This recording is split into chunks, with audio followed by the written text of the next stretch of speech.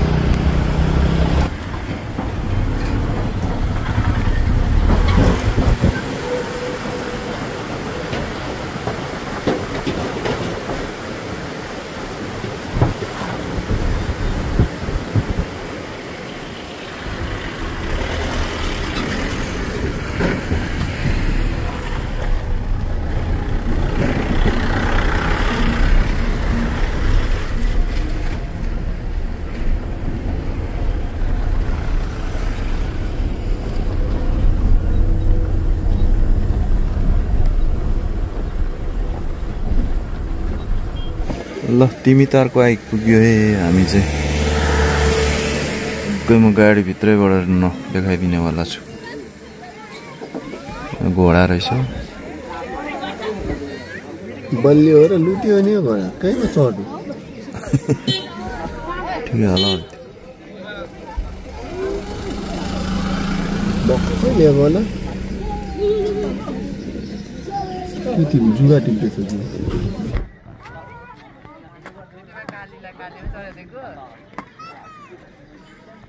ल यहाँ चाहिँ घोडामा अब रेस गर्दो रहेछ नानी चाहिँ।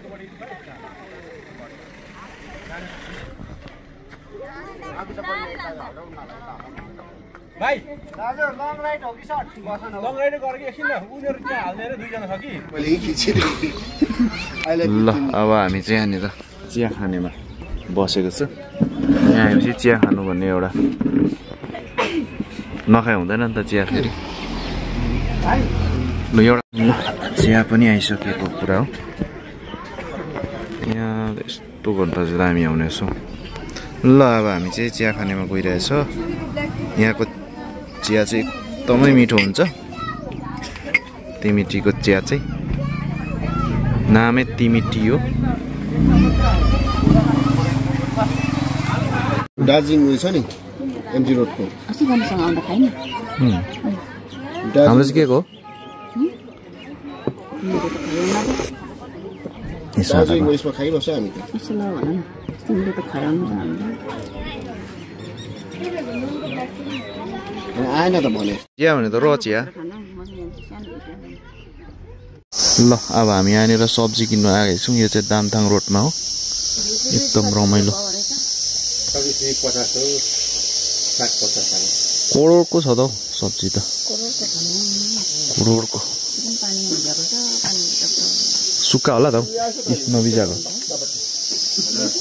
छैन।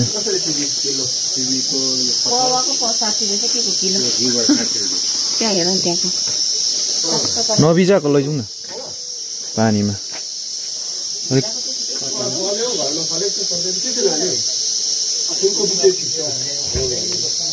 यति मजाको जग्गामा आएको छु। यो चाहिँ कामराङदेखि निकै तल भन्ने जग्गा हो। के यो नाम याद छैन। कामराङ कलेजदेखि चाहिँ हामी धेरै तल आएको छौँ।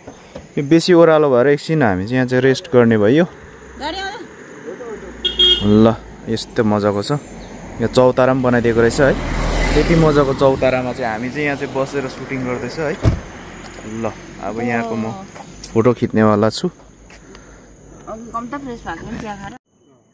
इन्टरभ्यू लिँदैछ यहाँ चाहिँ। बुवा चाहिँ एकदम अनमनसँग यति मजाले गफ गरिदिइहाल्छ। मुदेम्बा कि मादेम्बा भन्छ? मुदेम्बा भन्छ होइन? मादेम्बा होइन, मुदेम्बा हो। मुदेम्बा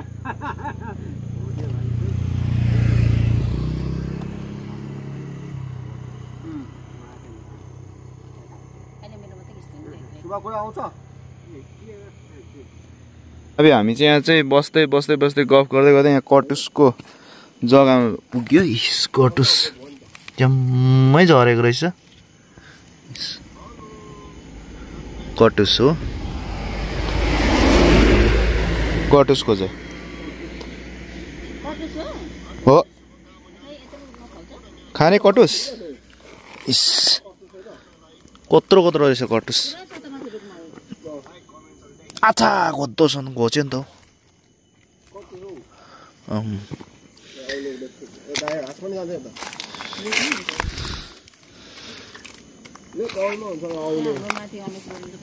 यो चाहिँ औलमा फल्छ नि त यो खालको चाहिँ। कटुस खाने हो त्यो त रहेछ। ए भुट्नुपर्छ नि। देन्तामा आउने होला मा, उत्तरै आउने होला म। यसलाई चाहिँ भुट्नुपर्छ हौ।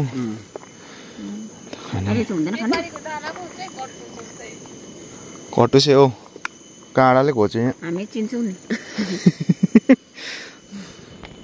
चिन्छौँ त मजाले भने जस्तो गर्यो। उसले बाछिँदैन कि व्यापारीको दाना त ठुल्ठुलो हुन्छ।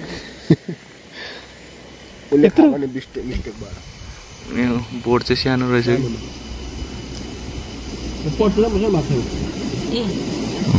मेरो नङले नै उकालो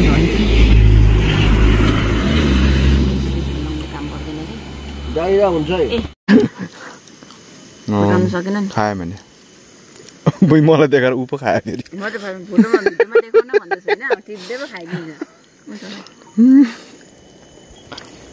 कहाँ हो? मिठो हुन्छ नि हौ। ठुलोमा चाहिँ हुन्छ, सानोमा त नहुने रहेछ। ठुलोमा हुन्छ हौ। ल गयो है सानो त लडेर। यस्तो खालको टाइपमा हुँदो रहेछ कडामा चाहिँ। ए यहाँ छ। तिमी खोल न सुरेश, मेरो नङले नभएर। बदाम जस्तो हुन्छ हौ।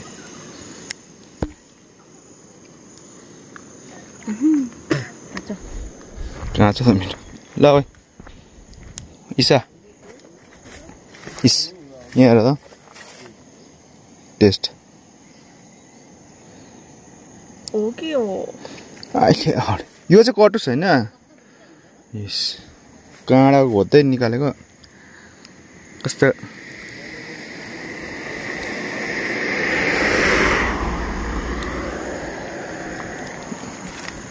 पल्के छ अहिले चाहिँ।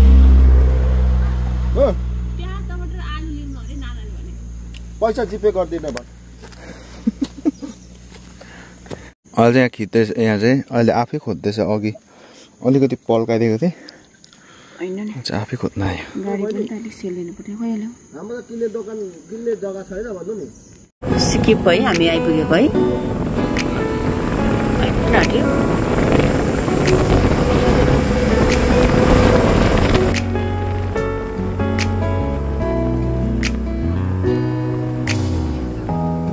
햇살이 너무 좋았어.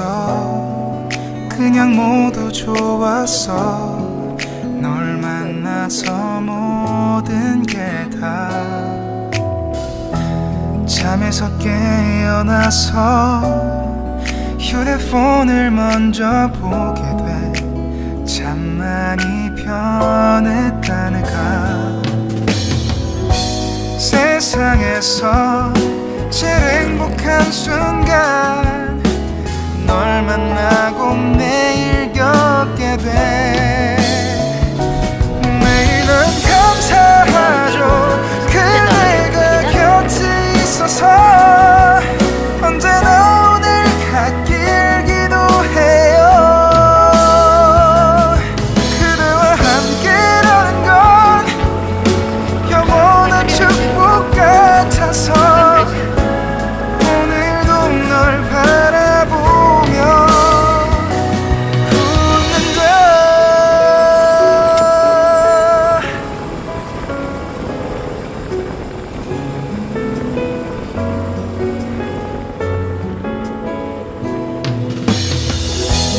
두근거리는 가슴이 좋은 기분인 걸 느껴 아주 작은 떨림도 잠에서 깨어나면 오늘 날씨 먼저 확인해 우산을 챙겨야 할지 세상에서 제일 행복한 순간 널 만나 참 다행인 거야 매일은 감사하죠 हामी चाहिँ रेसी फाडकमा आइपुगेको छौँ यहाँ चाहिँ रोटी पोल्ने जग्गा हो अब यहाँ चाहिँ हामी खाजा खाने फेरि एकपल्टै अनि मात्रै घरमा दुईपल्ट खाजा खाँदा मात्रै घर पुग्ने जग्गा छ रोटी त कार्टुन कार्टुन छ